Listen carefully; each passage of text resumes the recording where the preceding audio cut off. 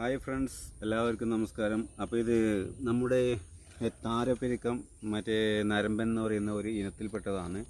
അപ്പോൾ ജൈവവളം മാത്രം യൂസ് ചെയ്തതാണ് ഇത്.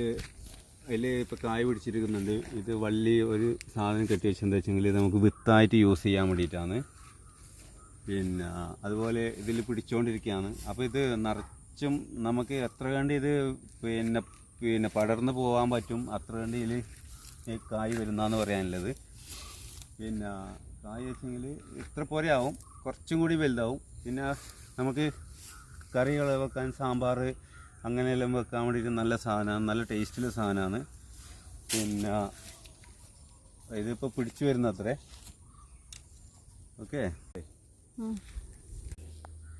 അപ്പോൾ ഉപയോഗിക്കുന്ന വളം എന്ന് വെച്ചാൽ ജൈവവളം എന്ന് വെച്ചെങ്കിൽ ചാണകം, മറ്റേ കടലപ്പിണ്ണാക്ക് പുളിപ്പിച്ചിട്ട് ഉപയോഗിക്കുന്നത്, പിന്നെ കുറച്ച് എല്ലുപൊടി, അതുപോലെ പിന്നെ വേപ്പ് മുണ്ണാക്ക് എന്ന് വെച്ചെങ്കിൽ ഫസ്റ്റ് മാത്രമേ ഇടാൻ പാടുള്ളൂ. പിന്നെ വെച്ചെങ്കിൽ അത് ഇതിലത്തേക്ക് മറ്റേ കയ്പ്പ് വരും. കയ്പ്പ് വന്നാൽ നമുക്ക് യൂസാക്കാൻ പറ്റില്ല. അപ്പോൾ ക്രിമികീടങ്ങൾ വരുന്നതിന് വേണ്ടിയിട്ട് കുറച്ച് മാത്രം ഫസ്റ്റ് നടുമ്പോൾ മാത്രം പിന്നെ യൂസാക്കുക വേപ്പ് മുണ്ണാക്ക്. അപ്പോൾ ഇതാണ് നമ്മൾ പിന്നെ ചെടി.